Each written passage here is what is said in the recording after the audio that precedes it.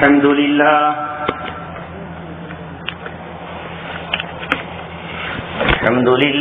نحمده ونستعينه ونستغفره ونؤمن به ونتوكل عليه ونعوذ بالله من شرور أنفسنا ومن سيئات أعمالنا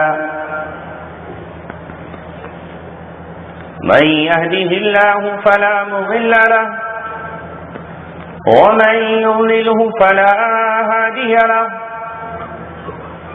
ونشهد أن لا إله إلا الله وحده لا شريك له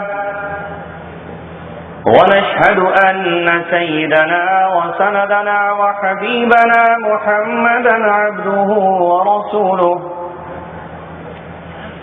وصلى الله عليه وعلى آله وصحبه وسلم تسليما كثيرا كثيرا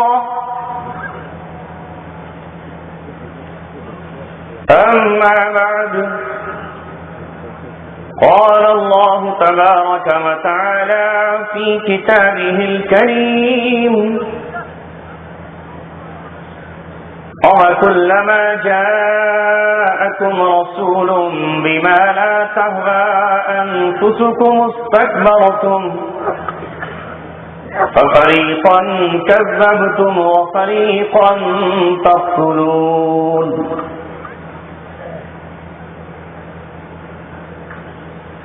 وقال الله تبارك وتعالى في كتابه الكريم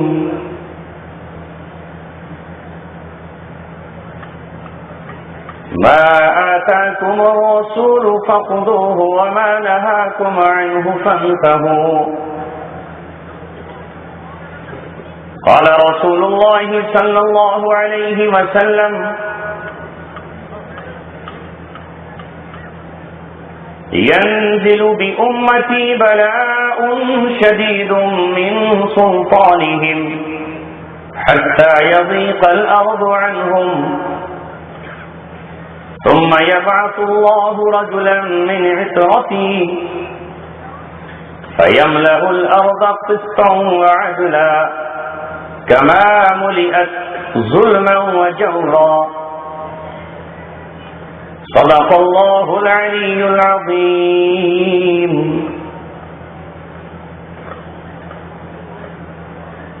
نکل کر خانقاہوں سے ادا کر رسم شبیری، نکل کر خانقاہوں سے ادا کر رسم شبیری، کہ فقر خانقاہی ہے فقط اندوہ و دلگیری. تیرے دین و ادب سے آ رہی ہے بوئے رہبانی، یہی ہے مرنے والی امتوں کا عالم پیری. شیاطین ملوکیت کی آنکھوں میں ہے وہ جادو، کہ خود نخچیر کے دل میں ہو پیدا ذوق نخچیری. اٹھو میری دنیا کے غریبوں کو جگا دو، اٹھو میری دنیا کے غریبوں کو جگا دو. کافر امرا کے در و دیوار ہلا دو. سلطانی جمہور کا آتا ہے زمانہ، جو نقش کہن تم کو نظر آئے لٹا دو. جس کھیت سے دہقاں کو میسر نہ ہو روزی، اس کھیت کے ہر خوشے گندم کو جلا دو.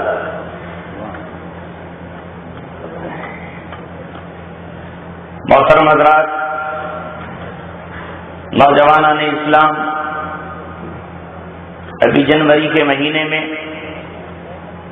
آپ کے قریب پسد، یوت محل، اورنگ آباد، اکولا اور دیگر مقامات ناگپور میں میری حاضری ہوئی.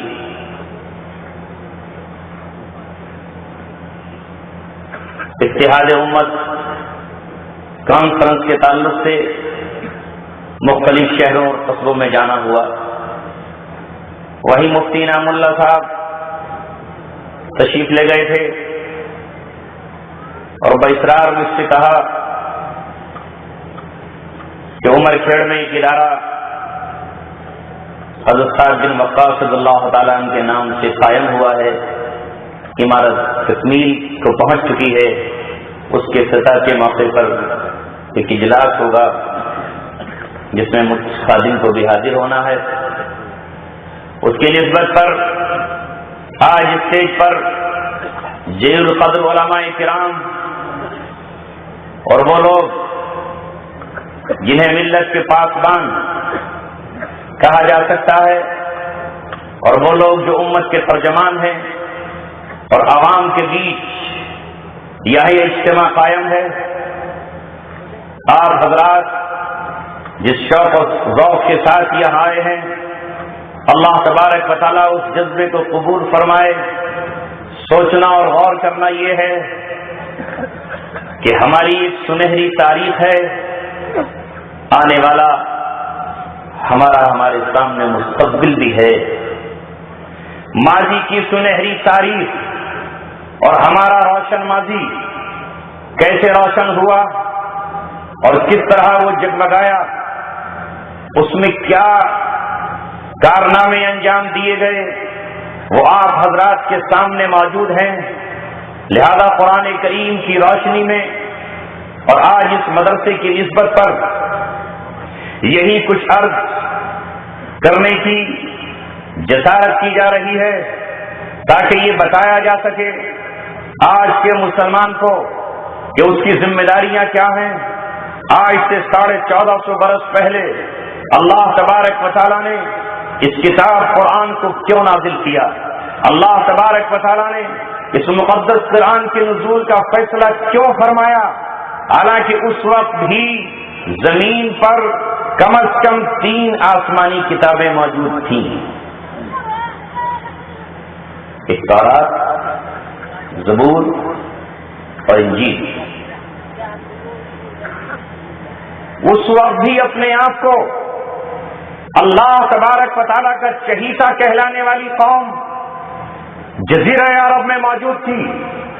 اس وقت بھی خانہ کعبہ کا طواف چل رہا تھا, اس وقت بھی حج ہو رہا تھا اور قربانیاں دی جا رہی تھی.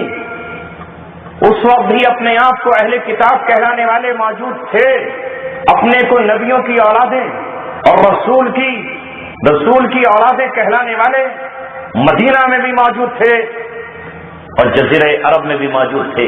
پھر آخر ایسی کیا وجہ تھی کہ اللہ تبارک و تعالیٰ نے قرآن مقدس کو نازل فرمایا اور محمد رسول اللہ کو مبعوث فرمایا؟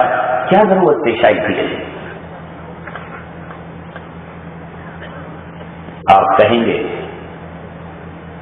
اور کہنے والا یہی کہے گا کہ آپ صحیح کہہ رہے ہیں, کتاب تو تھی لیکن وہ کتاب اصلی شکل میں باقی نہیں رہی تھی.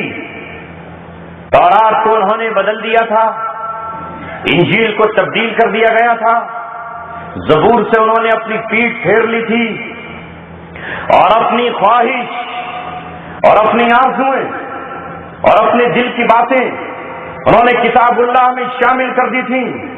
یحرفون الکلم عن مواضعہ, اس کی انہوں نے عبارت بھی بدل دی تھی اور لفظ بھی تورات کے بدل دیے تھے, اور انہوں نے اللہ تبارک و تعالیٰ کی آسمانی کتابوں کے ساتھ یہ حال کیا تھا کہ اس کے نرم احکامات کو تو وہ مان رہے تھے اور جو سخت احکام تھے ان احکامات کو انہوں نے پس پش ڈال دیا تھا, جس کی طرف اللہ تبارک و تعالیٰ نے قرآن کریم کے مختلف پاروں, مختلف صورتوں, مختلف آیتوں میں ذکر کیا ہے. اللہ تبارک و تعالیٰ ان سے کہتا ہے افتؤمنون ببعض الکتاب وتکفرون ببعض, تم کتاب کے بعض حصے پر ایمان لاتے ہو اور کتاب کے بعض حصے کا انکار کرتے ہو. کیا کرتے تھے وہ؟ قرآن سے پوچھیے. قرآن کہتا ہے, ان سے کہا گیا تھا کہ تم آپس میں جنگ مت کرنا, ان سے کہا گیا تھا کہ آپس میں خون ریزی مت کرنا, ان سے عہد و پیمان لیا گیا تھا, لیکن نہیں, وہ آپس میں لڑے, قتل و قتال کیا. ایک قبیلہ مشرکین کے اس گروہ کے ساتھ ہو گیا, دوسرا قبیلہ مشرکین کے اس گروہ کے ساتھ ہو گیا, اور جب یہ آپس میں لڑے تو انہوں نے ایک دوسرے کی مدد کی. اور اس زمانے کے یہ مسلم قوم تھی, اس زمانے کی یہ موحد قوم تھی, اس زمانے کی یہ اللہ تبارک و تعالیٰ کی چاہنے والی اور چہیتی قوم تھی. لیکن اللہ تبارک و تعالیٰ کی کتاب ہوتے ہوئے ان سے کہا گیا تھا لا تسفکون دماءکم ولا تخرجون انفسکم من دیارکم, آپس میں قتل و قتال مت کرنا اور آپس میں ایک دوسرے کو شہروں سے اور ملکوں سے باہر مت نکالنا, یہ تم پر حرام ہے. لیکن ایک قبیلہ ہو گیا مشرکین کے قبیلے اوس کے ساتھ, اور دوسرا قبیلہ ہو گیا مشرکین کے قبیلے خزرج کے ساتھ. جب اوس کی لڑائی خزرج سے ہوتی اور خزرج کی لڑائی اوس سے ہوتی تو بنو قریظہ بنو نذیر کے مقابلے پر نکل آتے اور ایک دوسرے کا ساتھ دیتے اور یہ کہتے کہ چونکہ ہمارا معاہدہ خزرج سے ہے لہذا ہم خزرج کا ساتھ دیں گے, اور وہ کہتے کہ ہمارا معاہدہ اوس قبیلے سے ہے ہم اوس کا ساتھ دیں گے. نتیجہ یہ ہوتا کہ دو مشرک طاقتیں آپس میں بھڑتی تو یہ مسلمان ان مشرکوں سے معاہدہ ہونے کی بنیاد پر اپنوں کا ہی خون بہاتے, ایک دوسرے کو قید کرتے, اور قید کرنے کے بعد جب وہ آپس میں قیدی ہو جاتے تو پھر اپنے قیدیوں کو چھڑانے کے لیے کچھ فدیہ لے کر جاتے. قرآن یہ کہتا ہے وَإِن يَأْتُوكُمْ أُسَارَىٰ تُفَادُوهُمْ, جب تمہارے پاس کچھ قیدی آ جاتے ہیں تو فدیہ دے کر انہیں چھڑا لیتے ہیں. حالانکہ ان کا گھروں سے نکالنا, ان کا شہروں سے باہر نکالنا تم پہ حرام تھا. وَهُوَ مُحَرَّمٌ عَلَيْكُمْ إِخْرَاجُهُمْ, یہ ہے پیچھے کی گفتگو. اس کے بعد اللہ تبارک و تعالیٰ نے کہا اَفَتُؤْمِنُونَ بِبَعْضِ الْكِتَابِ وَتَكْفُرُونَ بِبَعْضٍ, تم اللہ تبارک و تعالیٰ کے کتاب کے کچھ حصوں پہ عمل کرتے ہو, یعنی اللہ نے جو قیدیوں کو فدیہ دے کر چھڑانے کا حکم دیا ہے اس پہ تو تمہارا عمل ہے, لیکن اللہ تعالیٰ نے یہ کہا ہے کہ تم اپنے بھائیوں کو اپنے ملکوں سے باہر نہ نکالنا, ان کی بستیوں سے باہر نہ نکال دینا, تم اس پہ عمل نہیں کرتے. اللہ نے تم سے یہ کہا ہے لا تسفکون دماءکم, تم اپنے بھائیوں کا خون مت بہانا, لیکن تم ان کا خون بہا رہے ہو. اللہ کے اس حکم پہ تم عمل نہیں کرتے. اللہ تبارک و تعالیٰ نے کہا ہے کہ تم مشرکین کے ساتھ مت ہو جانا اور ان کے ساتھ ہو کر کے تم اپنے بھائیوں کے گلے اور گردنیں مت کاٹنا, لیکن تم اس حکم کو توڑ رہے ہو. لہذا تم اللہ تبارک و تعالیٰ کی کتاب تورات پر, اللہ کی کتابوں پر, آسمانی کتابوں پر مکمل عمل نہیں کرتے, ایک پہ عمل کرتے ہو اور دوسرے کو ٹھکرا دیتے ہو. اللہ کے یہاں یہ کتاب اللہ کا انکار بھی ہے اور کتاب اللہ کا اقرار. تؤمنون ببعض الکتاب وتکفرون ببعض, بعض کا اقرار ایمان لاتے ہو اور کتاب کے ایک حصے کا انکار کر دیتے ہو. سنو مسلمانوں غور سے, رسول اکرم صلی اللہ علیہ وسلم نے فرمایا لَتَتَّبِعُنَّ سُنَنَ مَنْ كَانَ قَبْلَكُمْ, تم بھی اپنے پچھڑوں کے نقش قدم پر چل کر رہو گے, تم بھی پچھلی امتوں کے ہو بہو ان کے شانہ بشانہ چل کر رہو گے. حدیث کے الفاظ کہیں ہیں شبرن شبرن, کہیں الفاظ ہیں ذراعن ذراعن, کہیں الفاظ ہیں حذون نعل بالنعل. جس طرح جوتے کا تلوا دوسرے جوتے کے بالکل برابر ہوتا ہے, جس طرح ایک جوتا دوسرے جوتے کے بالکل برابر ہوتا ہے, ذرا بھی فرق نہیں ہوتا. جس طرح ایک ہاتھ دوسرے ہاتھ کے برابر ہوتا ہے, جس طرح ایک بارش دوسرے بارش کے برابر ہوتا ہے, اسی طرح تم پچھلی قوموں کے نقش قدم پر چلو گے, ذرا بھی ادھر ادھر نہیں ہوگے. صحابہ نے تڑپ کر کہا, صحابہ نے رسول اللہ سے پوچھا اے اللہ کے رسول کیا پچھلی قوموں سے مراد یہود و نصارہ ہیں, یہودی اور عیسائی ہیں؟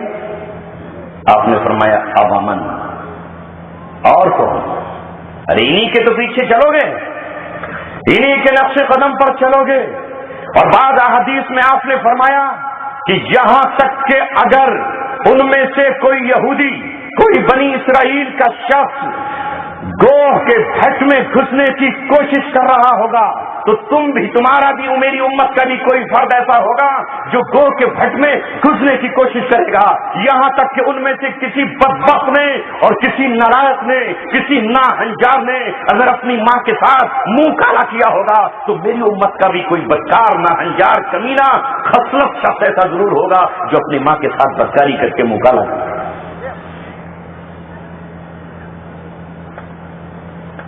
لمحہ فکریہ ہے ہمارے اور آپ کے لیے قرآن کی آیت کی روشنی میں. اور احادیث کی روشنی میں آج پوری مسلم قوم کا جائزہ لیا جائے اور پوری اسلامی ریاستوں کو جزیرہ عرب سے لے کر دنیا کے ہر کونے پر بسنے والے مسلمانوں کا جائزہ لے لو کہ آج کا مسلمان یہود و نصارہ کے نقش قدم پر نہیں چل رہا.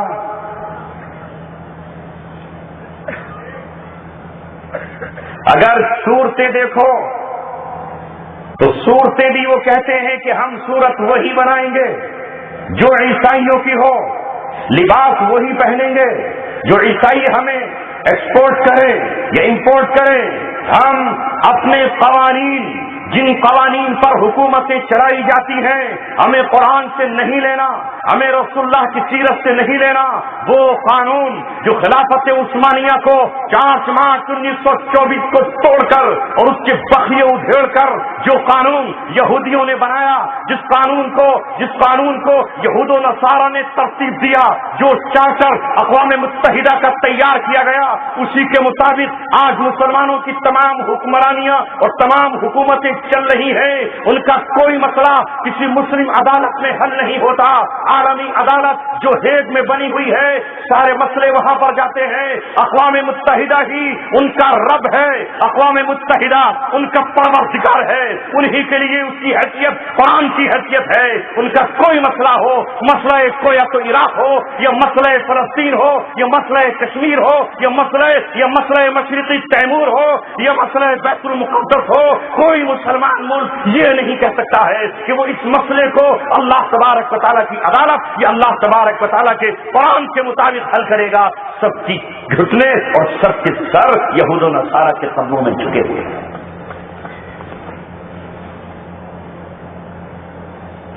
دوستو اور عزیزو, ساری دنیا میں انقلاب کی ہوائیں چل رہی ہیں. ان ہواؤں سے ساری دنیا کا مسلمان متاثر ہو رہا ہے, اور ہمیں بھی اللہ تبارک و تعالیٰ کی کتاب کو صرف چوم کے نہیں رکھ دینا, اللہ تبارک و تعالیٰ کی کتاب کو صرف صبح شام پڑھ نہیں لینا. محمد رسول اللہ صلی اللہ علیہ وسلم پر جب اللہ تبارک و تعالیٰ کی یہ کتاب نازل ہوئی تو آپ نے اسے مکہ میں بھی پڑھا, اور اللہ تبارک و تعالیٰ نے مکے میں جن احکام کو آپ پر جاری فرمایا وہ احکام مکے میں جاری ہو کر رہے.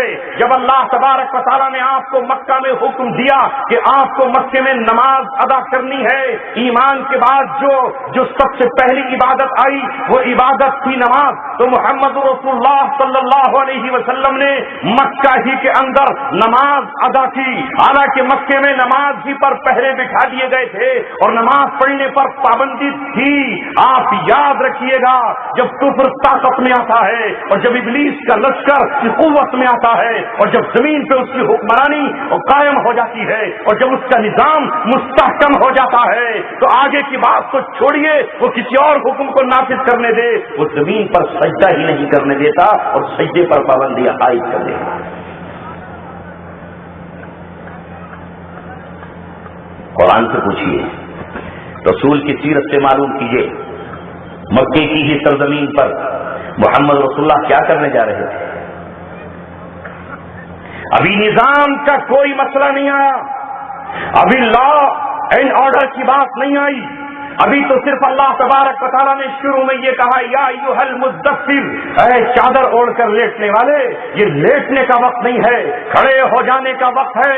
571 سال ہوئے حضرت عیسیٰ علیہ السلام کو, 610 عیسوی میں میں نے تجھے منتخب کیا ہے. خانہ کعبہ میں حبل کی زندہ باد ہو رہی ہے, لات اور منات کے نعرے لگ رہے ہیں, اور یہاں عزا دیوی پر چڑھاوا چڑھایا جا رہا ہے. میرے گھر میں 360 بت رکھے ہوئے ہیں, پتھر میرے قریب بنے ہوئے ہیں, کنکر میرے برابر میں بیٹھے ہوئے ہیں. اے محمد رسول اللہ, کھڑے ہو کر اعلان کیجئے وربک فکبر, آپ اللہ تبارک و تعالیٰ کی تکبیر بیان کیجئے مکہ معظمہ کے اندر. اور اب اللہ تبارک و تعالیٰ نے حکم دیا اقیموا الصلاۃ, معراج سے پہلے 2 نمازیں آپ پر فرض کر دی تھی. اللہ تبارک و تعالیٰ نے یہ 2 نمازیں پہلے چھپ کر ادا ہوئی اور اس کے بعد پھر خانہ کعبہ میں ادا. جو حکم آیا اس سے مکہ ہی میں عمل کیا گیا. رسول اللہ صلی اللہ علیہ وسلم کی یہی شان ہے. آپ نے یہ ڈیلے نہیں کیا کہ چھوڑو ابھی وقت نہیں ہے، نماز مدینہ جا کے پڑھ لیں گے، مکے میں خالی وضو سے کام چلا لیں، ہے نا. جو حکم آیا اس حکم پر عمل. آج ہم ہجرت کی گفتگو تو کرتے ہیں، ہجرت کو ہم جانتے تو ہیں، صدیق اکبر کی بات تو کرتے ہیں کہ صدیق اکبر ہجرت کے لیے مکہ معظمہ چھوڑ کر چلے گئے. لیکن آج مسلم نوجوان سے پوچھو، مسلمانوں کے عوام و خواص سے پوچھو، وہ ہجرت کا مفہوم کیا سمجھتا ہے، ہجرت کیا ہے، ہجرت کسے کہا جاتا ہے، یہ ہجرت کیا چیز ہے، ہجرت کا فلسفہ کیا ہے، ہجرت کیوں کرائی جاتی ہے. یہ عثمان غنی اور حضرت رقیہ اور یہ صحابہ کرام مکہ معظمہ سے حبشہ کی طرف ہجرت کرتے ہیں، اور اس کے بعد دوبارہ حبشے کی طرف ہجرت ہوتی ہے، اور تیسری مرتبہ جو ہجرت ہوتی ہے تو مدینہ منورہ کی طرف ہجرت ہوتی ہے. ہجرت کے معنی ہے جس ملک میں آدمی پیدا ہوا ہے، جس ملک میں اس کے باپ اور دادا ہیں، جس ملک میں اس کے پرکھوں کی قبریں ہیں، جس ملک میں اس کے قبرستان اور اس کی عبادت گاہیں ہیں، لیکن وہاں کفر غالب ہے، وہاں شرک غالب ہے، وہاں کفر کی حکمرانی ہے، وہاں اللہ تبارک و تعالیٰ کے نظام کو پوری شریعت پر عمل نہیں ہو سکتا. لہذا اللہ تبارک و تعالیٰ انبیاء کرام کو حکم دیتا ہے اس دھرتی کو چھوڑ کر چلے جائیے، اس ملک کو لات ماریے، اس زمین کو ٹھکرا کر چلے جائیے، ایک نئی سرزمین بنائیے، اس نئی سرزمین کو اپنی محنت کا محور بنائیے، اپنی محنت کا مرکز بنائیے.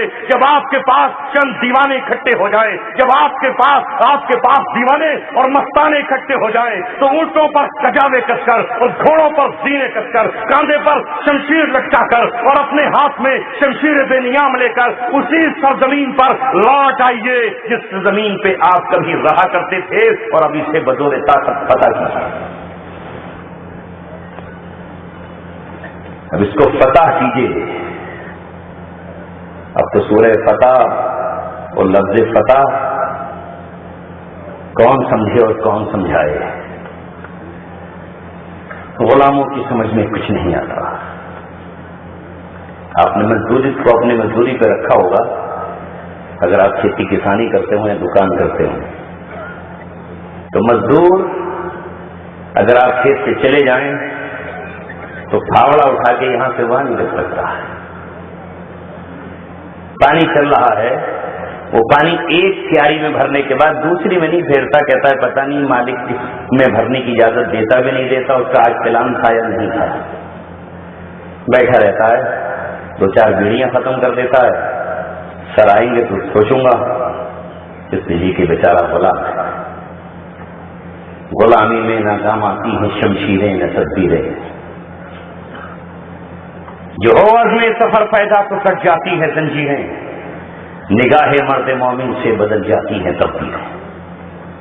اللہ تبارک و تعالیٰ کے رسول کی بعثت کا مقصد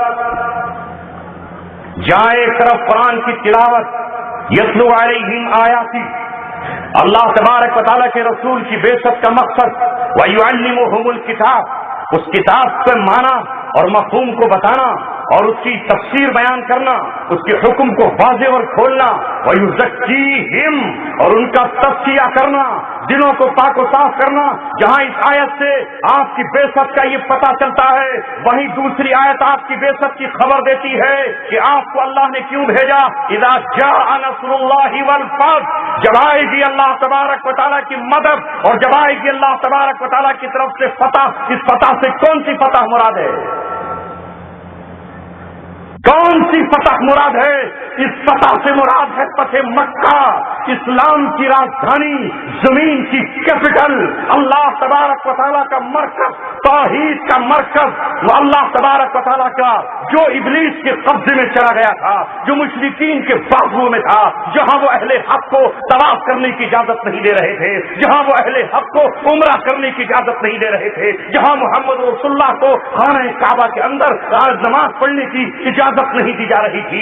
اللہ نے اپنے نبی کو بھیجا اس لیے تھا کہ اسلام کی راجدھانی اللہ تبارک و تعالیٰ کے مرکز کو آپ فتح کرائیں اور اس شان کے ساتھ فتح کرا دیں کہ قیامت تک کوئی ابرہا اور قیامت تک کوئی نمرود و شداد بیت اللہ میں اور مکہ معظمہ میں داخل نہ.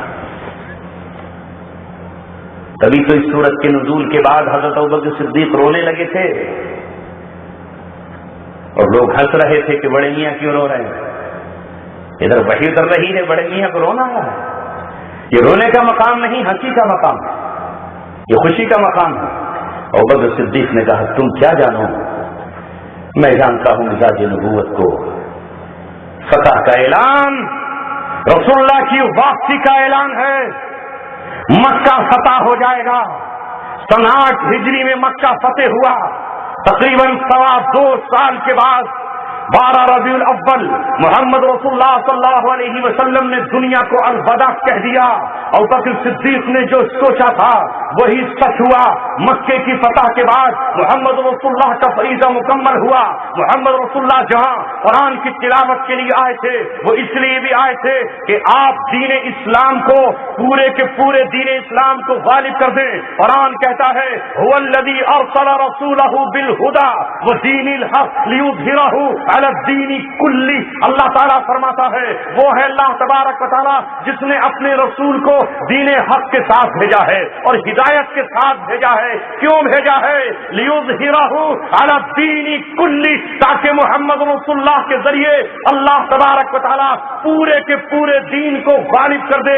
دین کا ایک حصہ نہیں، دین کی ایک شق نہیں، دین کا ایک شعبہ نہیں، دین کا ایک پہلو نہیں، بلکہ پورے دین کو اللہ تبارک و تعالیٰ غالب کر دے۔ ایک طرف نماز بھی پڑھی جا رہی ہو، دوسری جانب زکات ادا کی جا رہی ہو، زکات مانگی نہیں جا رہی ہو، ریکویسٹ اور درخواست نہیں کی جا رہی ہو، بلکہ طاقت کے زور پر حکومت کی پشت پناہی لیے ہوئے ایک ایک شخص سے زکات وصول کی جائے۔ اس طرح اللہ کے رسول آئے تھے کہ نظام زکات قائم ہو جائے۔ سود یہ نہیں کہ جو چاہے سودی لین دین کر لے اور جو چاہے سودی لین دین بند کر دے، بلکہ سود کے خاتمے کے اعلان کے ساتھ آئے محمد صلی اللہ علیہ وسلم اور اعلان کر دیا فَإِن لَّمْ تَفْعَلُوا فَأْذَنُوا بِحَرْبٍ مِّنَ اللَّهِ وَرَسُولِهِ۔ جو آج محمد رسول اللہ کے بعد اب سود کو نہیں چھوڑے گا تو وہ جنگ کے لیے اور مقابلے کے لیے اللہ کے رسول سے تیار ہو جائے۔ اس لیے آئے نبی پاک صلی اللہ علیہ وسلم، آپ کی بعثت کا مقصد یہ تھا کہ آپ کے آتے ہی جس علاقے اور جس سرزمین پر آپ کا کنٹرول قائم ہو جائے وہاں شراب کی حرمت کے بعد ایک بھی شراب کی دکان نہ ہو، وہاں زناکاری کا ایک بھی اڈا نہ ہو، وہاں طوائفوں کا کوئی ایک بھی ہوٹل نہ ہو۔ آؤ تاریخ رسالت محمد رسول اللہ کی پڑھیے۔ جب آپ مدینہ منورہ پہنچے ہیں ہم نے روایات میں پڑھا ہے کہ عبداللہ بن ابی جو منافقوں کا سردار تھا وہ لڑکیوں کا کاروبار کرتا تھا، زناکاری کا اڈا تھا، جس کی انکم اور کمائی اس کے گھر میں آیا کرتی تھی۔ محمد صلی اللہ علیہ وسلم نے اس کو کہلا بھیجا کہ اپنے اس اڈے کو بند کر دے، اور اگر بند نہیں کیا تو پھر میں آ رہا ہوں۔ وہ جانتا تھا کہ جب محمد رسول اللہ آئیں گے تو پلیز اور کرپیا کے ورڈ لے کے نہیں آئیں گے، جب محمد رسول اللہ آئیں گے تو ساتھ میں ابوبکر صدیق بھی ہوں گے، عمر ابن خطاب بھی ہوں گے، حیدر کرار بھی ہوں گے، عثمان غنی بھی ہوں گے، سعد بن عبادہ بھی ہوں گے، سعد بن معاذ بھی ہوں گے، اور تو حضرت کا سردار بھی ہوگا، معاذ بن جبل بھی ہوں گے، عبداللہ بن رواحہ بھی ہوں گے، اور جب وہ آ کر کے بند کریں گے تو بند ہی نہیں کریں گے بلکہ مجھے بھی سولی پہ لٹکا سکتے ہیں۔ بند ہو گئی دکان، اوکے۔ دوستوں اور عزیزوں اور ساتھیوں، قرآن اس لیے آیا کہ پچھلی قوموں نے اللہ کی کتاب کو اپنی منشا کے مطابق ڈھال لیا۔ اگر اللہ تبارک و تعالیٰ اس کتاب کی حفاظت کا وعدہ نہیں کرتا تو آج بھی نہ جانے کتنے لوگ قرآن کریم کو منشا کے مطابق ڈھالتے نظر آتے، لیکن اللہ تبارک و تعالیٰ نے چونکہ اس کتاب کے الفاظ کا وعدہ کر لیا ہے کہ قیامت تک قرآن کے الفاظ کی حفاظت کی جاتی رہے گی، تاکہ 14ویں صدی ہو یا 21ویں صدی، 15ویں صدی ہو یا 2029، اس میں اللہ تبارک و تعالیٰ اپنی کتاب کو سب کے سامنے رکھے گا اور ایک پڑھنے والا پڑھ کر کے سنا دے گا، ورنہ یہ بھی منشا کے مطابق ڈھال لی جاتی۔ کتاب تو اپنی جگہ محفوظ ہے، لیکن آپ ذرا مسلمانوں کے حالات کو آ جائیے تو کیا آج مسلمانوں کے یہ حالات نہیں ہیں کہ وہ آپس میں ایک دوسرے کا خون بہا رہے ہیں؟ ایک دوسرے کا قتل عام کر رہے ہیں. اگر ملک شام کی طرف آپ نظر دوڑائیں تو 2011 سے لے کر اب تک یہ قتل و قتال کس کا ہو رہا ہے, یہ خون ریزی کس کی ہو رہی ہے. ملک عراق میں آپ لے لیں تو قتل عام جاری ہے اور چل رہا ہے. آپ افغانستان میں قدم رکھیں تو وہاں قتل عام مسلسل چل رہا ہے. تو امت مسلمہ جو اپنے آپ کو مسلمان کہتی ہے, یہود و نصارہ کی بات چھوڑ دیجئے, مسلمان علاقوں میں بٹے ہوئے ہیں اور وہ یہ کہتے ہیں کہ ہم مجبور ہیں اپنے آقا کے سامنے, ہم مجبور ہیں اپنے مالک کے سامنے. امریکہ ہمارا مالک ہے, کل تک روس کسی کا مالک تھا. روس جس ملک میں اپنی فوجیں داخل کرے ہمیں بھی داخل کرنا ہے. آج امریکہ ہمارا رب اور خدا بنا ہوا ہے, وہ جو ہمیں چاہے ہم اس پر عمل کر کے دکھائیں گے. لہذا آپ دیکھیے پچھلے سالوں میں کتنے لوگ مصر سے جلا وطن کر دیے گئے, کتنے لوگ جارڈن سے جلا وطن کیے گئے, کتنے لوگ سعودی عرب سے جلا وطن کر دیے گئے. انہیں اپنے ملک میں آنے کی اجازت نہیں تھی. جرم صرف یہ تھا کہ وہ یہ کہتے تھے کہ یہ صدی بھی اللہ تبارک و تعالیٰ کی کتاب پر عمل کرنے کی صدی ہے. مسلمان اس لیے آیا ہے کہ وہ اللہ تبارک و تعالیٰ کی کتاب پر عمل کرے. اور ہم اس سے اور آگے بڑھ کر کہتے ہیں اس دور کے کم سے کم یہودی ایسے تو تھے کہ جنگ لڑ جاتے, قیدی ہو جاتے تو فدیہ دے کر چھڑا لیتے. آج ہے کوئی جو فدیہ دے کر قیدیوں کو چھڑانے کی بات کر رہا ہوں؟ کوئی ہے؟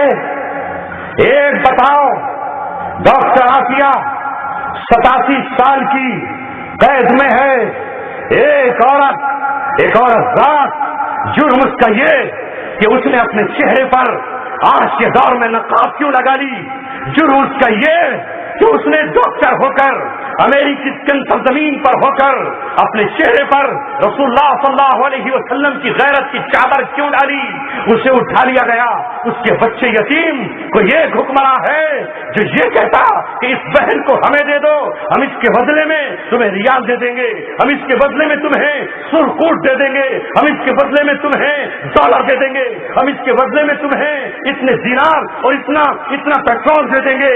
وہ تڑپ رہی ہے, زہر کے انجیکشن دیے جاتے ہیں. 5 سال تک مردوں کی قید اور مردوں کی بیرک میں رکھ کر اس پر وہ ظلم و ستم توڑا جاتا ہے کہ آسمان کراتا ہے.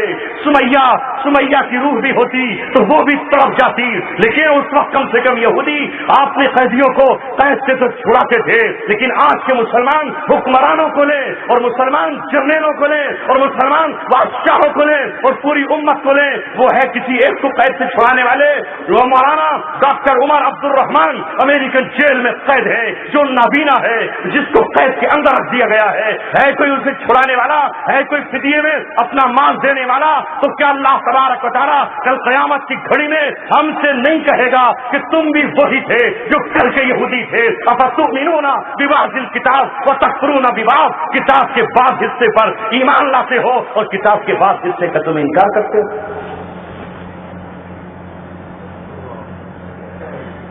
عمل اللہ تبارک و تعالیٰ کی پوری کتاب پر جب تک مسلمان نہیں کریں گے وقت نہیں بدلے گا اور تقدیر نہیں بدلے گی.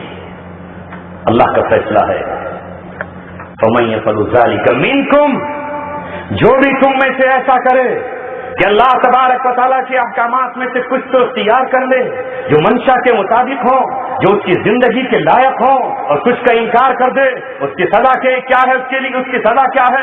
فَمَا جَزَاءُ مَن يَفْعَلُ ذَلِكَ مِنكُمْ إِلَّا خِزْيٌ فِي الْحَيَاةِ الدُّنْيَا, دنیا میں انہیں ذلت ملے گی, دنیا میں انہیں ذلت کا سامنا کرنا پڑے گا اور آخرت میں بچ نہیں جائیں گے. دنیا کی غلامی الگ, ذلت کا طوق الگ, بربادی الگ, تباہی الگ, عورتوں کی آبرو ریزی الگ اور ماجاروں کا اجڑ جانا الگ. یہ ذراہی دنیا کی ہے اور آخرت میں یردون الی اشد العذاب, اور قیامت میں سخت ترین عذاب کی طرف پلٹائے جائیں. اللہ کے رسول صلی اللہ علیہ وسلم کے زمانے میں کوئی ایسا نہ تھا کہ جو چاہتا قرآن پہ عمل کر لیتا اور جس کا دل چاہتا وہ نہ کرتا, جس کا منشا میں آتا وہ کر لیتا, آپ کی بات مان لیتا. نہیں مانتا میں. آج عمر ابن خطاب رضی اللہ تعالیٰ عنہ کی جو ہم بات کر رہے ہیں وہ قرآن کریم کی اس آیت کا مصداق تھے جس میں اللہ تبارک و تعالیٰ نے کہا محمد رسول اللہ محمد اللہ تبارک و تعالیٰ کے رسول ہیں، اللہ تبارک و تعالیٰ کے سچے رسول ہیں، والذین معہ، اور جو محمد رسول اللہ کے ساتھی ہیں، اشداء علی الکفار، وہ اللہ کے باغیوں کے مقابلے، خدا کے دشمنوں کے مقابلے، قرآن کو اللہ کی کتاب نہ ماننے والوں کے مقابلے، کعبے کو اللہ کا گھر تسلیم نہ کرنے والوں کے مقابلے میں وہ سیسا پلائی ہوئی دیوار ہے، انہیں پتھر توڑ نہیں سکتے، انہیں لوہا قتل نہیں کر سکتا، انہیں کوئی آگ پگھلا نہیں سکتی ہے، وہ اتنے سخت اور مضبوط ہیں۔ عمر ابن خطاب رضی اللہ تعالیٰ عنہ کا یہ واقعہ ہم سنتے سنتے تھک چکے ہیں کہ جب ایک نام نہاد مسلمان جو اپنے آپ کو مسلمان ہونے کا دعویٰ کر رہا تھا، محمد رسول اللہ کے فیصلے سے راضی نہ ہو کر، ایگری نہ ہو کر حضرت عمر کی چوکھٹ پر آیا اور آ کر یہ کہا کہ ذرا یہ فیصلہ ہے محمد رسول اللہ صلی اللہ علیہ وسلم کا، اس پہ نظر ثانی فرما لیجیے، آپ نے یہودی کے حق میں فیصلہ کر دیا ہے، ذرا آپ بھی دیکھ لیں فیصلہ کلیئر ہے، ڈکلیئر صحیح ہے، اوکے ہے، رائٹ ہے یا غلط ہے؟ برابر میں یہودی، ادھر یہ مسلمان۔ اس نے سوچا حضرت عمر ابن خطاب رضی اللہ تعالیٰ عنہ میرا پاس و لحاظ رکھیں گے، اس لیے مجھے چھوڑ دیں گے، فیصلہ دوبارہ ہو جائے گا، میں کہوں گا کہ حضرت عمر کا فیصلہ مان لیا۔ کیا کیا حضرت عمر رضی اللہ تعالیٰ عنہ؟ اگر یہ قرآن کی آیت نہ ہوتی تو شاید ہم آج بیان بھی نہیں کر پاتے اور لوگوں کے حلق سے نیچے بات نہیں اتر پاتی۔ حضرت عمر ابن خطاب رضی اللہ تعالیٰ عنہ نے کہا ٹھیک ہے میں تیرا فیصلہ کیے دیتا ہوں، لیکن تیرا فیصلہ قلم کی نوک سے نہیں، تیرا فیصلہ روشنائی اور سیاہی سے نہیں۔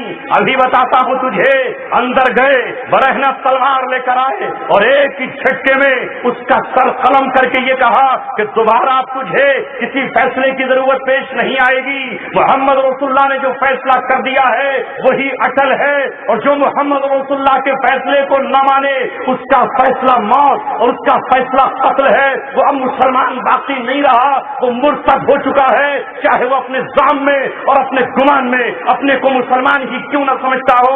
اس کے قتل کے بعد آسمان سروں پہ اٹھا لیا گیا کہ عمر نے ایک مسلمان کا قتل کر دیا، ایک مسلمان کے خون سے اپنے ہاتھ رنگین کر لیے ہیں، عمر کو پابند کیا جائے۔ قرآن کی اس آیت کا کتب علیکم القصاص بالقتل الحر بالحر، آزاد کا آزاد نے قتل کیا ہے، لہذا اب ہمیں حضرت عمر کا سر چاہیے جو سولی پہ لٹک رہا ہو، ہمیں حضرت عمر کی گردن چاہیے، قرآن کی آیت کے مطابق ان کا قتل ہو جانا چاہیے۔ معاملہ محمد رسول اللہ کی عدالت میں آیا، فیصلہ زیر غور ہے کہ عرش اعظم سے اللہ تبارک و تعالیٰ نے کہا محمد رسول اللہ میں عمر کے فیصلے کو قرآن کا قانون بنائے دیتا ہوں، میں عمر کے فیصلے کو رہتی دنیا تک کے لیے آئین بنا دیتا ہوں۔ اور اللہ نے کہا فلا وربک لا یؤمنون حتی یحکموک فیما شجر بینہم ثم لا یجدوا فی انفسہم حرجا مما قضیت ویسلموا تسلیما۔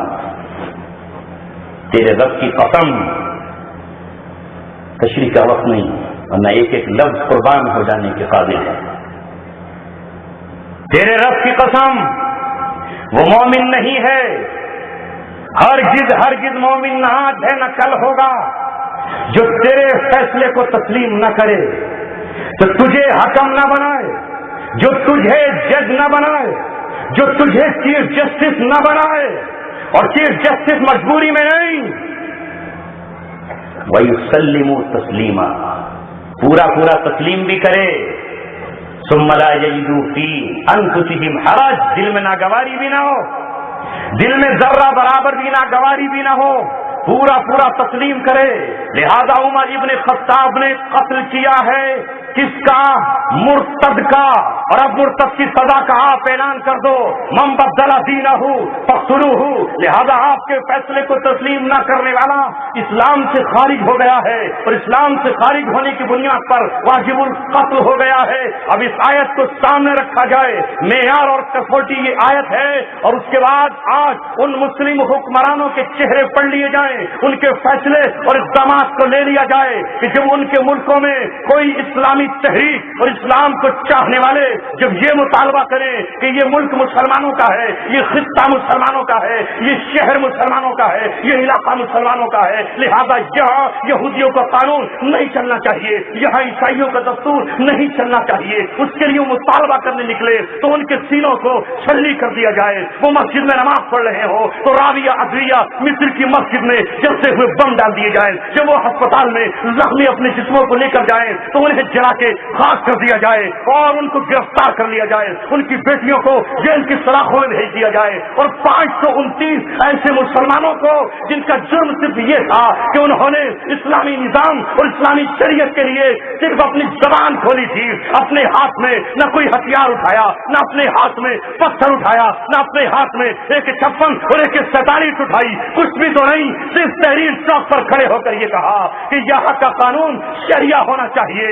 یہ ملک فتح ہوا ہے عمرو بن عاص کے ذریعے، یہ ملک فتح ہوا ہے ابو عبیدہ بن جراح کے ذریعے، یہاں اسلام آیا تھا، لہذا یہاں آج صرف اسلام آ جانا چاہیے، یہاں شراب بند ہو جانی چاہیے، یہاں عورت پردے میں ہونی چاہیے، یہاں کا قانون نظام اسلام ہونا چاہیے، تو ان سب کو ختم کر دیا گیا۔ اب بتائیے قرآن کے مطابق یہ مسلمان ہیں یا ان کا حکم وہی ہے؟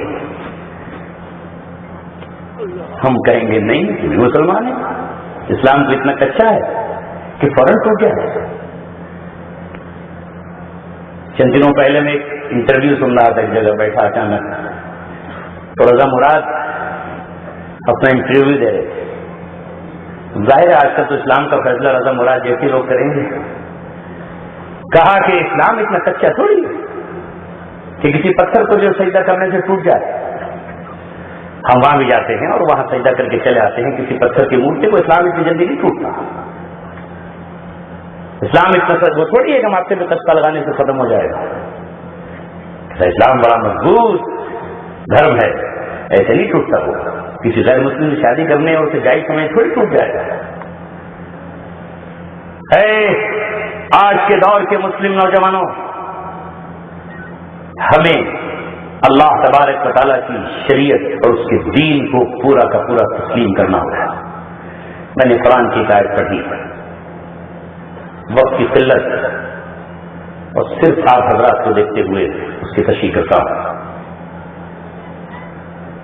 اللہ فرماتا ہے ان بنی اسرائیل کے پاس، یہود کے پاس جب بھی کوئی رسول آیا، اب کلما جاءکم رسول بما لا تہوی انفسکم، وہ شریعت لے کر جو ان کے دلوں کو نہیں بھاتی تھی، ان کے دلوں کو اچھی نہیں لگتی تھی۔ ظاہر ہے اللہ تبارک و تعالیٰ کی شریعت سب کو اچھی کیسے لگ جائے گی؟ اللہ تبارک و تعالیٰ کی شریعت تو اللہ تبارک و تعالیٰ کی شریعت ہے جو طبیعتیں گندی ہو جائیں اور شراب پیتی ہو، ان سے کہا جائے کہ شراب چھوڑ دو تو انہیں وہ بات اچھی کہاں لگ جائے گی؟ اللہ کی شریعت یہ کہتی ہو کہ جائز بیوی کے علاوہ کسی اور لڑکی سے زنا مت کرو، تو جو زنا کے عادی ہو چکے ہو، جو جانوروں سے زنا کاریاں کرتے اور کراتے ہو، انہیں یہ بات اچھی کہاں لگ جائے گی؟ وہ ظاہر ہے کہ اسے کہاں پسند کریں گے؟ جب اللہ تبارک و تعالیٰ کی شریعت یہ کہتی ہو کہ سود مت لو اور سود مت دو، یہ ظلم ہے، یہ فساد ہے، مالی فساد، یہ خون بہانا جانی فساد ہے، اور یہ مال سود کے ذریعے سے لینا یہ مالی فساد ہے، اسے چھوڑ دو تو وہ طبیعتیں جو مہاجن بنی بیٹھی ہیں، جو سود خور بنے بیٹھے ہیں، وہ نہ اچھی لگ جائے گی؟ نہیں لگے گی۔ جب بھی جو نبی آیا، جو قومیں مردار کھاتی ہوں، جو قومیں خنزیر کھاتی ہوں، اب نبی آ کر یہ کہے کہ خنزیر حرام ہے، اب نبی آ کر یہ کہے کہ مردار حرام ہے، تو انہیں یہ بات اچھی کہاں لگے گی؟ جب اللہ تبارک و تعالیٰ کے رسول آئے، قرآن کہتا ہے اب کلما جاءکم رسول بما لا تہوی انفسکم، وہ شریعت لے کر جو تمہاری طبیعتوں کو نہ بھائی، جو ان کے دلوں پر اچھی نہ لگی، ففریقا کذبتم، تو نبیوں کے ایک گروہ کا تم نے انکار کر دیا، ففریقا تقتلون، اور دوسرے فریق کو تم قتل کر رہے ہو، قتل کرتے رہے ہو۔ بات اس پر ختم نہیں ہو جاتی کہ نبی بات کہتے رہیں تو ان کی مخالفت نہیں ہوگی. نبی کی مخالفت اس درجے کہ پہلے انہیں جھوٹا قرار دیا جاتا ہے, انہیں ساحر قرار دیا جاتا ہے, انہیں جادوگر قرار دیا جاتا ہے, انہیں مجنون قرار دیا جاتا ہے, ان کے ماننے والوں کو دیوانہ اور پاگل قرار دیا جاتا ہے, ان کی تہذیب کو فرسودہ قرار دیا جاتا ہے, ان کی تہذیب کو فنڈامنٹل کہا جاتا ہے. یہ ہماری تہذیب کے خلاف ہے. ظاہر ہے کہ جب نبی آئے اور نبی آ کر یہ کہے کہ یہ جو عمارات تم بنا رہے ہو یہ عمارتیں غلط ہے, اللہ تبارک و تعالیٰ ان عمارتوں سے محبت نہیں کرتا, اللہ تبارک و تعالیٰ کو عمارت کا فساد پسند نہیں ہے. نبی نے آ کے کہا نہیں کہ تم خواہ کی عمارتیں بناتے ہو اور سمجھتے ہو کہ اس میں ہمیشہ رہو گے. وَبِكُلِّ رِيعٍ آیَةً تَعْبَثُونَ, تم ہر اونچی چوٹی پر ایک اپنا محل بنانا چاہتے ہو. جب نبی آ کر یہ کہیں کہ یہ بلڈنگیں مت بناؤ اور قوم بلڈنگ بنا رہی ہو تو وہ کیا کہیں گے؟ میاں یہ بلڈنگ بنانے کو منع کر رہے ہیں. محمد رسول اللہ صلی اللہ علیہ وسلم کی اس سنت کو یاد رکھیے کہ جب ایک صحابی اپنا قبہ بنا رہے تھے اور اپنا محل بنا رہے تھے, رسول اللہ کا ادھر سے گزر ہوا تو آپ کے چہرے پر پسینہ آ گیا اور آپ کی پیشانی پر بل پڑ گیا کہ یہ صحابی اپنا پختہ مکان کیوں بنا رہا ہے. جب صحابہ نے ان کو خبر دی تو اس صحابی نے آپ کی محبت میں اپنے مکان کی ساری اینٹیں اکھیڑ کر ختم کر دی, اکھیڑ کر پھینک دی. رسول اللہ ہفتے کے بعد جب گزرے تو اس مکان کا پتہ و نشان نہیں تھا. کہا یہاں تو وہ مکان بنا رہا تھا. کہا اللہ کے رسول آپ کی ناگواری کا پتہ چل گیا تھا تو اس نے ابھی سے پتھر کا نہیں جھونپڑی کا بنایا. آج کا مسلمان ہوتا تو کہتا اچھا کیوں صاحب تو مکان بنانا غلط ہے. قیامت کی نشانیوں میں نبی پاک صلی اللہ علیہ وسلم نے یہی بات بیان فرمائی کہ جب تم یہ دیکھو کہ بکریوں کے چرانے والے اور اونٹوں کے چرانے والے اونچی اونچی عمارتوں میں فخر کر رہے ہیں, میری بلڈنگ تیرے سے اونچی اور تیری میرے سے اونچی کیوں ہو گئی. ایک عالم دین دبئی تشریف لے گئے, انہوں نے اپنے سفر نامے سے لوٹ کے بیان کیا کہ جب میں 1 سال گیا تو وہاں ایک بہت عالیشان بلڈنگ تیار تھی, بہت عمدہ بلڈنگ تیار. اب میں جو اگلے سال پہنچتا ہوں تو وہ بلڈنگ ٹوٹ رہی تھی, اس پہ بلڈوزر چل رہے تھے اور کرینے اسے ڈھا رہی تھی. میں نے پوچھا کہ یہ بلڈنگ تو ابھی سینکڑوں سال تک چلتی اور سینکڑوں سال تک اس عمارت پر کچھ نہیں ہونے والا تھا, آخر یہ ٹوٹ کیوں رہی ہے؟ تو پتہ یہ چلا, جواب یہ ملا کہ برابر والے شیخ نے مجھ سے اونچی عمارت بنا دی ہے, لہذا میں نے اب ایسا آرکیٹیکٹ بلوایا ہے, ایسا بنانے والا بلایا ہے جو اس کی عمارت سے اعلیٰ عمارت تعمیر کرے گا. اس وجہ سے یہ ڈھائی جا رہا ہے. ایک طرف حال یہ ہے امت مسلمہ کا کہ صومالیہ کا مسلمان روٹی کے ٹکڑوں کے لیے ترس رہا ہے, جس کا بائیکاٹ کیا ہوا ہے چاروں طرف سے. معصوم بچوں کو ڈبل روٹی کے پیکٹ نہیں ملے, معصوم بچوں کو دودھ کے لیے دوائیں نہیں ملی, دودھ نہیں ملا, دوائیں نہیں ملی. ان کے جسم سوکھ کے لاغر ہو گئے اور کھاکڑ ہو گئے, ان کی آنکھیں اندر دھس گئی اور بیٹھ گئی اور کوئی ان کو ڈبل روٹی دینے والا نہیں آیا. 33 لاکھ بچوں نے 1990 سے لے کر صدام حسین کی شہادت تک ملک عراق میں دم توڑ دیا. بائیکاٹ کی وجہ سے انہیں نہ دوا ملی نہ گیس سے, جو جسم زخم کھائے ہوئے تھے انہیں مرہم ملا, نہ پینے کو دودھ ملا. ماؤں کی گود میں مسلمان بچوں نے تڑپتے ہوئے جانیں دے دی. کوئی ایک ہیلی کاپٹر ان کے لیے دوا لے کر نہیں گیا, کوئی ان کے لیے ایک زخم کے لیے مرہم لے کر نہیں گیا. ادھر برج الخلیفہ دبئی میں تیار ہو رہا ہے اور وہ برج الخلیفہ کہا یہ جا رہا ہے یہ دنیا کی سب سے اعلیٰ ترین عمارت ہوگی. ایک ایسی عمارت بنائی گئی کہ جس عمارت کو بنانے والا عیسائی تھا. جب وہ عمارت بن کے تیار ہوئی تو وہ عیسائیوں کے نشان کیروس کی شکل میں تھی. جب اس کا سایہ سمندر پہ پڑا چاند کی چاندنی میں تو کیروس بڑی ہوئی نظر آ رہا. جب انبیاء کرام نے اپنے دور میں آ کے اس طرح کی باتیں کی کہ یہ کیوں بنا رہے ہو, کہا کون سی بات کر رہے ہو, پاگل ہو, دیوانے ہو, مال ہمارا, دولت ہماری, اسے ہم کیوں نہ بنائیں. لہذا انبیاء کرام جب ان تمام فساد پر انگلی رکھنے کے لیے آئے روکنے کے لیے آئے، قدغن لگانے کے لیے آئے، جو ان کی زندگی میں داخل ہو چکی تھی، چاہے وہ عمارتوں کا فساد ہو، اور چاہے وہ زنا کے ذریعے بے حیائی کا فساد ہو، اور چاہے وہ سود کے ذریعے مال کا فساد ہو، اور چاہے وہ قتل عام کے ذریعے انسانی گلوں کے کاٹنے اور خونی فساد ہو، اس سب کو روکنے کے لیے آئے تو یہ قوم انبیاء کرام کی دشمن ہو گئی۔ قرآن کہتا ہے فَفَرِيقًا كَذَّبْتُمْ، ایک فریق کو تم نے جھٹلا دیا، یعنی رسولوں کا تو قتل نہیں کر سکے اس لیے کہ اللہ نے رسول کی حفاظت کا وعدہ کیا ہے۔ اللہ نے فرمایا لَأَغْلِبَنَّ أَنَا وَرُسُلِي، میں اور میرا رسول غالب ہو کر رہیں گے۔ رسول کو تو قتل نہیں کر پائے لیکن نبیوں کا قتل کر دیا، رسول کا گروہ بچ گیا، ان کو جھٹلایا، اور انبیاء کرام نے تو بہت ساروں کو قتل کیا، اور آگے اللہ فرماتا ہے کہ تم آگے بھی قتل کرتے رہو گے۔ اسی بنیاد پر محمد رسول اللہ صلی اللہ علیہ وسلم کے خلاف قاتلانہ حملے ہوئے اور سازشیں بنی۔ آج نبی پاک صلی اللہ علیہ وسلم زمین پر بنفس نفیس موجود نہیں ہیں، قبر اثر میں آپ ہیں، لیکن اب اللہ تبارک و تعالیٰ کی شریعت کو جو پیش کرے گا اور جو یہ کہے گا کہ یہ شریعت کے خلاف ہے، لہذا اس کے خلاف وہی ہونا ہے جو حضرت یحییٰ علیہ السلام کے ساتھ ہوا، جو حضرت زکریا علیہ السلام کے ساتھ ہوا، جو حضرت عیسیٰ علیہ السلام کے ساتھ ہوا، اس کے ساتھ وہی ہونا ہے، یعنی اس کے قتل کے در پہ ہوا جائے گا، اور انہیں قتل کرنے کے منصوبے بنائے جائیں گے، اور انہیں خاک و خون میں تڑپانے کے لیے سازشیں رچی جائیں گی۔ لیکن رسول اللہ صلی اللہ علیہ وسلم نے فرما دیا ہے علماء امتی کانبیاء بنی اسرائیل، میری امت کے علماء بنی اسرائیل کے انبیاء کی مانند ہیں، یعنی بنی اسرائیل کے انبیاء نے جس طرح اپنی قوم کے سامنے حق کا فریضہ انجام دیا ہے، حق کے پرچم کو بلند کیا ہے، آواز حق کو عام کیا ہے، اسی طرح میری امت کے علماء ہیں، یہ انبیاء کا دروازہ تو بند، رسول کا دروازہ تو بند، نبوت کا دروازہ تو بند، کتاب کے آنے کا دروازہ تو بند، لیکن اللہ تبارک و تعالیٰ کی کتاب کو علماء حق پڑھتے رہیں گے، اللہ تبارک و تعالیٰ کے جھنڈے کو علماء اٹھاتے رہیں گے، اللہ تبارک و تعالیٰ کی شریعت کے نفاذ کا مطالبہ یہ علماء ہمیشہ اور ہر دور میں کرتے رہیں گے۔ لہذا ان کی حیثیت بنی اسرائیل کے انبیاء کی طرح ہے، جس طرح بنی اسرائیل کے انبیاء ایک ایک دن میں 70 نبیوں کا قتل کر دیا گیا، ایک ایک دن میں کئی نبی قتل کر دیے گئے، اسی طرح میری امت کے علماء پر وہ حالات آ جائیں گے کہ وہ قتل کر دیے جائیں گے۔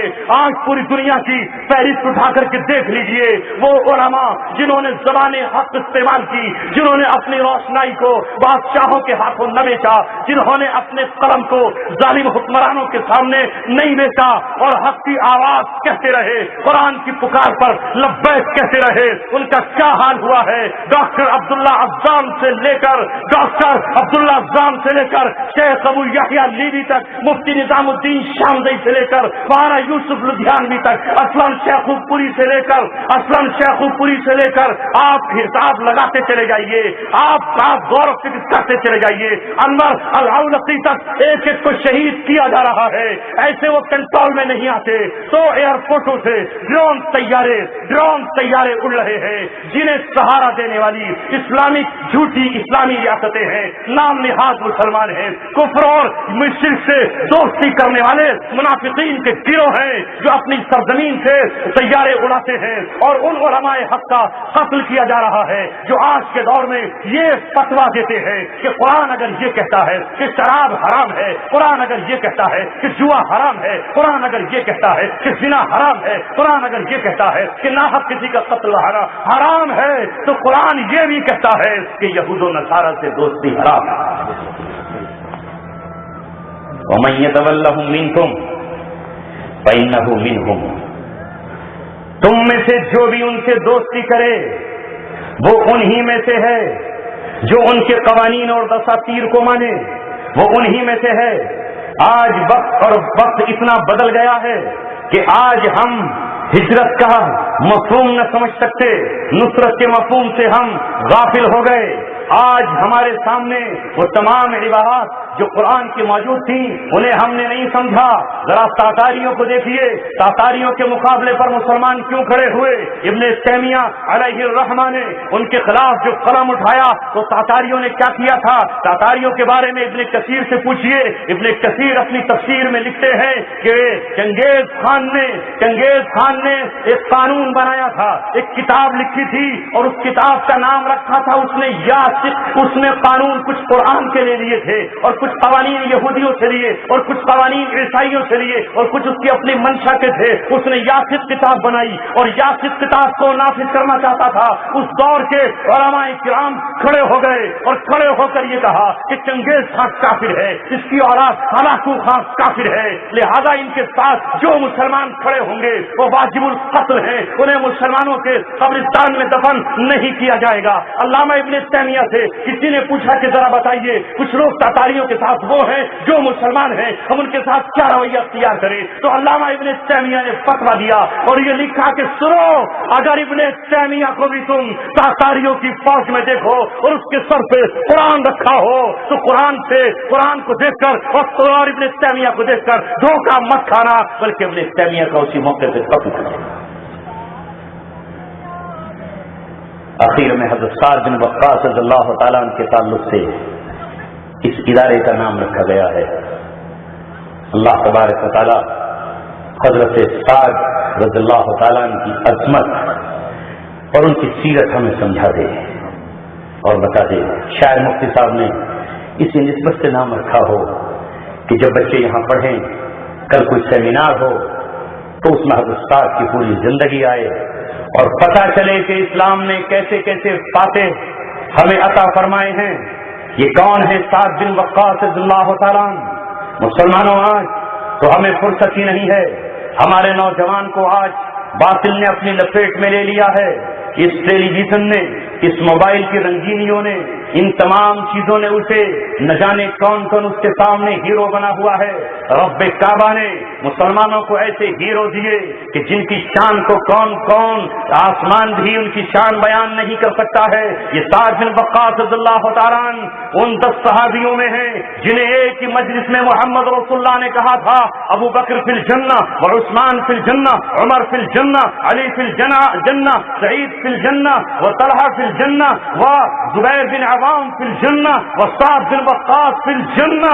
یہ ان 10 صحابہ میں ہیں جنہیں دنیا میں جنت کا پروانہ دے دیا گیا ہے. ہاں, یہی وہ سعد بن وقاص رضی اللہ تعالیٰ عنہ ہیں جنہوں نے محمد رسول اللہ کے وصال کے بعد عمر ابن خطاب رضی اللہ تعالیٰ عنہ کی قیادت میں, آپ کے دور خلافت میں اپنی زینوں کو اپنے زینے گھوڑے پر کستے ہوئے ایران کے شہر کی طرف جب رخ کیا ہے اور ایرانیوں سے جب مقابلہ کیا ہے تو ایران جو اس زمانے کی دنیا کی سپریم پاور طاقت تھی, جو دنیا کی سب سے 2 طاقتوں میں ایک بڑی طاقت تھی جس سے ساری دنیا کانپ رہی تھی, وہی ایران جس کے پاس محمد رسول اللہ نے خط لکھ کر بھیجا تو کسرا نے کہا تھا کہ اب یہ عربوں کو بھی اتنا حوصلہ ہو گیا کہ وہ ہمیں سرنڈر ہونے کی دعوت دے سکیں.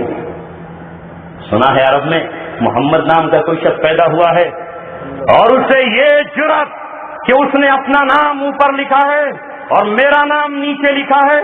آپ کے خط کو اس نے اٹھا کر پھاڑ کر فضا میں بکھیر دیا اور اپنے 2 لوگوں کو بھیج کر یہ کہا جاؤ محمد صلی اللہ علیہ وسلم نام کے آدمی کو گرفتار کر کے لے آنا, میں ان کو یہاں گرفتار دیکھنا چاہتا ہوں. جب قاصد نے جا کر محمد رسول اللہ سے کہا کہ اس نے تو آپ کے خط کے ٹکڑے کر دیے, تو آپ نے فرمایا کسرا نے میرے خط کے ٹکڑے نہیں کیے, وہ ٹکڑے تو زمین پر گرنے سے پہلے فرشتوں نے اپنی پلکوں سے اٹھا لیے ہیں, لہذا اس نے اپنی حکومت کے ٹکڑے کیے ہیں. آج کے بعد کسرا تخت پر بیٹھا نظر نہیں آئے گا, ایک قتل ہوگا پھر دوسرا قتل ہوگا, یہ خاندان قتل ہوتا رہے گا, یہ کے ٹکڑے ٹکڑے ہوں گے اور ایک دن میرے دیوانے اس کے محل میں پہنچ کر رہیں گے. محمد رسول اللہ کے پاس جب قاصد آئے کہ آپ کے پاس ہمارے بادشاہ نے بھیجا ہے, تو آپ نے کہا تمہارا بادشاہ مر چکا ہے, جا کر کے واپس دیکھ لو. یہ تھے غیرت مند صحابہ. حضرت عمر ابن خطاب کے دور میں لشکر روانہ ہوا اور لشکر روانہ ہو کر انہوں نے ایرانیوں کے چھکے چھوڑا دیے. ایرانی پسپا ہوئے واپس لوٹے تو کشتیوں سے جو واپس گئے لکڑی کے پل بنے ہوئے تھے، لکڑی کے پلوں کو انہوں نے جلا دیا، دریا میں بہا دیا، اور دریا میں بہا کر اطمینان سے بیٹھ گئے کہ اب مسلمانوں کو کم سے کم 3 مہینے چاہیے دریا عبور کرنے کے لیے، اتنے ہم پھر تیاریاں کر لیں گے، اتنے ہم اپنے قلعوں کو مضبوط کر لیں گے، ہم پھر اس زمانے کی باطل طاقتوں سے مدد لے لیں گے۔ لیکن اسے معلوم نہیں تھا یہ محمد رسول اللہ کے غلام ہیں، جن کے لیے زمانے کی پنہائیاں سمٹی ہوئی ہیں، جن کی طرف علامہ اقبال نے کہا ہے یہ غازی یہ تیرے پراسرار بندے جنہیں تو نے بخشا ہے ذوق خدائی، سمٹ کر پہاڑ ان کی ہیبت سے دریا، دو نیم ان کی پربت سے ٹھوکر گرائی، شہادت ہے مطلوب و مقصود مومن، نہ مال غنیمت نہ کشور کشائی۔ یہ اللہ تبارک و تعالیٰ کے دیوانے دریائے دجلہ کے کنارے پہنچے تو سعد بن وقاص نے دریا پر نظر ڈالی تو دریا کہتا ہوا نظر آیا، اے سعد تو یہ مت سوچ کہ ہم تجھے ڈبا دیں گے۔ جب بحر قلزم موسیٰ علیہ السلام کی قوم کو جو راہ فرار اختیار کر رہی تھی، یعنی جو ہجرت اختیار کر رہی تھی، جو فرعون سے بھاگ کر صحرائے سینا میں جانا چاہتی تھی، وہ قوم جو اللہ کی موحد قوم تھی، اپنی جانوں کو بچانے کے لیے اور ایمان کو بچانے کے لیے حضرت موسیٰ کے ساتھ نکلی ہے، تو ہم نے اسے ڈبویا نہیں بلکہ اسے اپنے سینے پہ پیر رکھ کر دریا سے پار کر دیا ہے۔ تو تم تو محمد رسول اللہ کے غلام ہو، تم جانیں بچانے کے لیے ہی بلکہ جانوں کا سودا کرنے کے لیے آئے ہو، تم تو محمد رسول اللہ کے خط کی عظمت کو سامنے رکھ کر آئے ہو، تم تو سراقہ سے کیے ہوئے وعدے کو پورا کرنے کے لیے آئے ہو۔ اے سعد قدم ڈال، تیرے گھوڑوں کو ڈبانا تو درکنار، اپنی پیٹھ پر بٹھا کر انہیں دریا کے اس کنارے پہنچائیں گے۔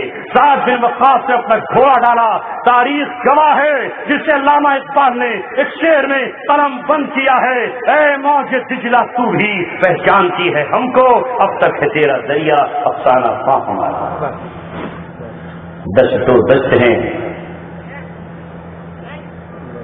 دریا بھی نہ چھوڑے ہم نے، بحر ظلمات میں دوڑا دیے گھوڑے ہم نے، لہذا سعد بن وقاص رضی اللہ تعالیٰ عنہ کا قافلہ دریا کو عبور کرتا ہوا اور دریا میں تیرتا ہوا ایران کے محل کسرا میں داخل ہوا، جہاں آگ جل رہی تھی اس آگ کو بجھا دیا گیا، اور آج کسرا کے محل کا منظر عجیب و غریب تھا، صحابہ کی زبانوں پر لا الہ الا اللہ تھا، ان کے ہاتھوں میں قرآن تھا اور دوسرے ہاتھ میں ان کے شمشیر بے نیام تھی، آج چاروں طرف اللہ اکبر کی صدائیں گونج رہی تھی، اور کسرا کا وائٹ ہاؤس آج رسول اللہ کے صحابہ کے قدموں سے ہل رہا تھا اور کانپ رہا تھا۔ کنگورے تو اس دن ٹوٹ گئے تھے جس دن آمنہ کا دلارا آمنہ کے پہلو میں آیا تھا، اور آج فتح کے پرچم اس کی فصیلوں پر لہرا دیے گئے تھے۔ یہ لہرانے والا کون تھا؟ یہ سعد بن وقاص رضی اللہ تعالیٰ عنہ تھے، یہ سعد بن وقاص تھے، اور اس کے بعد پھر کسرا کے محل میں کنگن تراش کیے گئے، کسرا کا تاج ڈھونڈا گیا، اور اس تاج کو اور کسرا کے کنگن کو مدینہ منورہ بھیجا گیا۔ آج حضرت سراقہ رضی اللہ تعالیٰ عنہ کو طلب کیا گیا اور سراقہ کو بلایا گیا، سراقہ بوڑھے ہو چکے تھے، حضرت عمر نے کہا سراقہ آج وہ وقت آ گیا ہے جو میرے محبوب اور تیرے محبوب نے تجھ سے وعدہ کیا تھا، اگر آج تو واپس چلا جائے اور 100 اونٹوں کے انعام کو قربان کر کے تو میری غلامی اختیار کر لے، تو میری رسالت کو تسلیم کر لے، تو قریش مکہ تو تجھے 100 اونٹ دیں گے، میں تجھے سپر پاور طاقت کا تاج اور اس کے کنگن پہنانے کی اجازت دیتا ہوں۔ سراقہ کی ہچکیاں نکل گئیں، آج میرا محبوب میرے سامنے ہوتا تو منظر ہی کچھ اور ہوتا۔ اے آقا تم نے سچ کہا، آج کنگن میرے ہاتھوں میں پہنائے جا رہے ہیں، کنگن پہنائے گئے اور تاج پہنایا گیا، اور رسول اللہ صلی اللہ علیہ وسلم کا وعدہ مکمل ہو گیا۔ آج بھی سپر پاور کسرا اور قیصر کے تاج مسلمانوں مل سکتے ہیں، لیکن شرط یہ ہے کہ سعد بن وقاص کی طرح گھوڑے پہ سوار ہونا پڑے گا، سعد بن وقاص کی طرح دریائے دجلہ کی موجوں سے کھیلنا پڑے گا۔ آج بھی کسرا کے تاج اور کنگن مل سکتے ہیں، لیکن سراقہ کی طرح 100 سرخ اونٹوں کی قربانی دینی ہوگی۔ کل بھی باطل نے اہل حق کے سر پر انعام رکھا، اور آج بھی اہل حق کے سروں پر باطل کا انعام ہے۔ کوئی ہمیں یہ پاٹ نہ پڑھائے کہ جس دن ہمارے اخلاق اچھے ہو جائیں گے اس دن ساری قومیں ایمان میں داخل ہو جائیں گی. محمد رسول اللہ وَإِنَّكَ لَعَلَىٰ خُلُقٍ عَظِيمٍ اخلاق کے اعلیٰ معیار پر تھے، لیکن مکہ میں اوجڑی پیٹھ پہ رکھی جا رہی ہے. اعلیٰ معیار پر تھے، گلے میں پھانسی کا پھندا ڈالا جا رہا ہے، چادر کو لپیٹا جا رہا ہے. آپ کے اعلیٰ اخلاق تھے، آپ کی بیٹی کے برچھا اور نیزہ مارا جا رہا ہے. آپ کے اعلیٰ اخلاق تھے، لیکن حضرت سمیہ جو آپ پر ایمان لائی تھی اس کے ٹکڑے ٹکڑے کیے جا رہے تھے. آپ سے زیادہ اخلاق والا کون تھا؟ لیکن آپ کو خانہ کعبہ کے اندر نماز پڑھنے کی اجازت نہیں دی جا رہی ہے. وہ ہم سے راضی نہیں ہوں گے.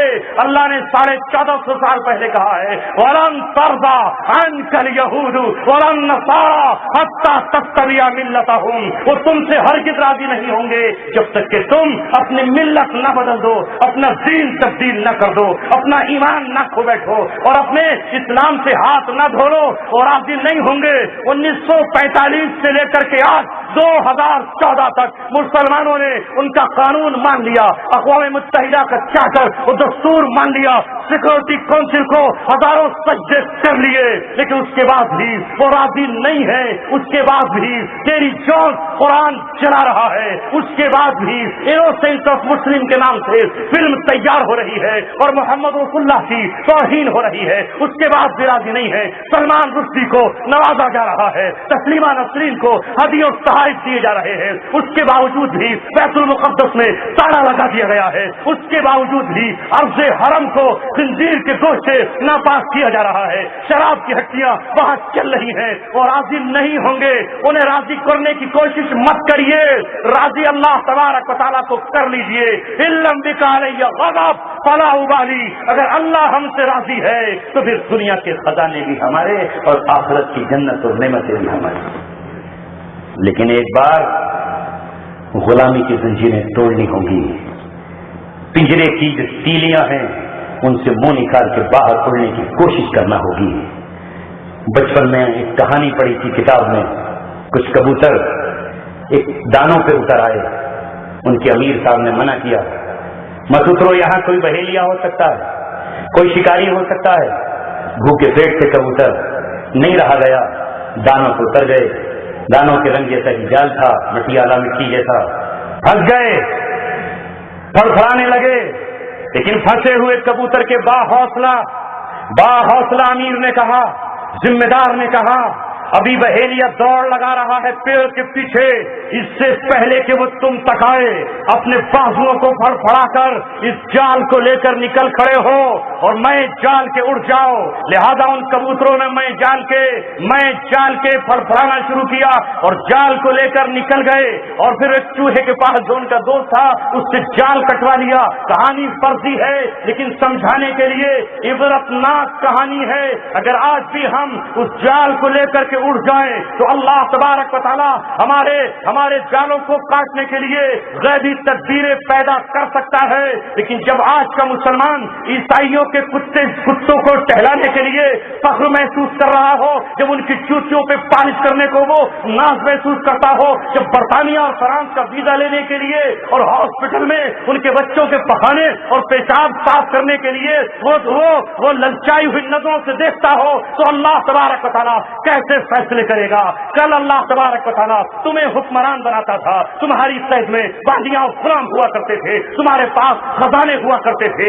اللہ تبارک و تعالیٰ نے ہمیں زمین کے خزانے دیے ہیں. محمد رسول اللہ نے فرمایا میں کھیتی کرنے کے لیے نہیں آیا، میں تجارت کرنے کے لیے نہیں آیا، میں باغبانی کرنے کے لیے نہیں آیا.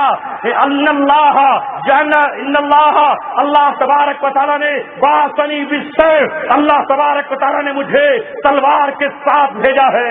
وجعلنی رزقی تحت ذل رمحی، اور میرا رزق نیزے کی نوک کے نیچے ہے. اللہ نے مال غنیمت عطا فرمایا. خیبر کا مال غنیمت ملا، بدر کی زمینیں ملی، بنو نذیر کا مال غنیمت ملا، اور پھر صحابہ کرام کے پاس ایران کے کسرا کا مال غنیمت ہیرے جواہرات کی شکل میں اور قالین کی شکل میں آیا. مال پے آیا، مال غنیمت آیا، خراج آیا، عشر آیا، زکات آئی، ٹیکس آیا. اور ایک دن یہ آیا کہ ہارون رشید نے بادل سے تڑپ کر یہ کہا نہیں برستا اس زمین پہ مت برف، جہاں جا کے برسے گا اس سرزمین کا ہمارے پاس یا تو زکات آئے گی یا خراج آئے گا. اللہ تبارک و تعالیٰ مجھے اور آپ کو عمل کی توفیق عطا فرما دے، اور اس ادارے کو اللہ تبارک و تعالیٰ دن دونی رات چوگنی ترقی نصیب فرمائے، اجالے اپنی یادوں کے ہمارے ساتھ رہنے دو، نہ جانے کس گلی میں زندگی کی شام ہو جائے۔ حقیقت کہہ رہا ہوں، افسانہ نہیں کہتا، بہانے لوٹائیں گی، بنا لو باپ ہم کو۔ وآخر دعوانا الحمدللہ۔ ماشاء اللہ، علامہ اقبال نے ایک عجیب بات کہی،